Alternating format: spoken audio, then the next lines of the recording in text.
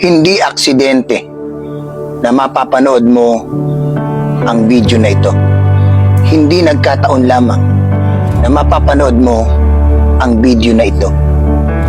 Niloob ng Diyos na mapanood mo ang video na ito sapagkat may nais sabihin ang Diyos sa iyong buhay sa pamamagitan ng salita ng Diyos na aking babasahin sa oras na ito. Nais kong sabihin sa iyo ang isang salita ng Diyos na dalangin ko na ito ay tumimo, bumaon at makaapekto sa iyong pagkatao mula sa araw at sa oras na ito. Ang sabi ng Hebreo 9:27, itinakda sa tao na minsan lamang mamatay at pagkatapos ay paghukom. Gustong ipaalam sa iyo ng Diyos sa oras na ito na gaano man kasarap mabuhay sa mundong ito. Ang katotohanan, darating ang oras ng iyong kamatayan. Gaano ka man maging pinakamayaman sa mundong ito, darating ang oras ng iyong kamatayan. Gaano ka man maging kilala, popular at sikat sa mundong ito, darating ang oras ng iyong kamatayan. Gaano ka man kalusog, gaano ka man kalakas, darating ang oras ng iyong kamatayan.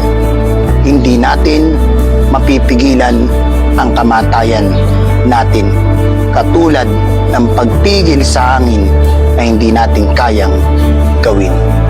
Maliwanag ang sinabi ng banal na kasulatan, may panahon ng pagsilang at may panahon ng kamatayan. Nais ipaalala sa iyo ng Diyos ito, nais ng Diyos na seryosohin mo ang katotohanan ito dahil may tinatawag na life after death. Hindi natatapos sa kamatayan nating pisikal ang buhay natin. May tinatawag na buhay sa kabilang buhay. Naalala ko ang sinabi ng Panginoong Hesus sa Luke 16 na may isang mayaman at may isang pulubi na sabay namatay. Yung pulubi, nung namatay, dinala sa piling ni Abraham at doon inaaliw siya. At yung mayaman, dinala sa Hades, sa impyerno, sa lugar ng pagdurusa. Doon araw at gabi, siya po ay pinaparusahan, nasa isang lugar na may apoy na hindi namamatay. Sa impyerno na kung saan napuntahan ng mayamang ito, ay siya'y uhaw na uhaw pero hindi siya makatikim ng tubig kahit kapatak. Kaibigan, kapatid, sa oras na ito, nais ng Diyos na malaman mo ngayon na may dalawa tayong patutunguhan pag tayo ay namatay na at pumanaw na sa mundong ito. Dalawa lang ang destinasyon ng tao pag sinamatay. Maaari siyang mapunta sa langit, sa piling ng Diyos, o sa impyerno, sa lugar ng pagdurusa. Nagsabi ng Bible, kapag ang isang tao ay tinanggihan niya ang panawagan sa kanya ng Biblia na sumampalataya sa Panginoong Hesus, John 3:16, at magsisi sa kasalanan, 2 Peter 3:9, kapag inabutan siya ng kamatayan, mapupunta ang kanyang kaluluwa sa apoy ng impyerno at paparusahan sa doon araw at gabi.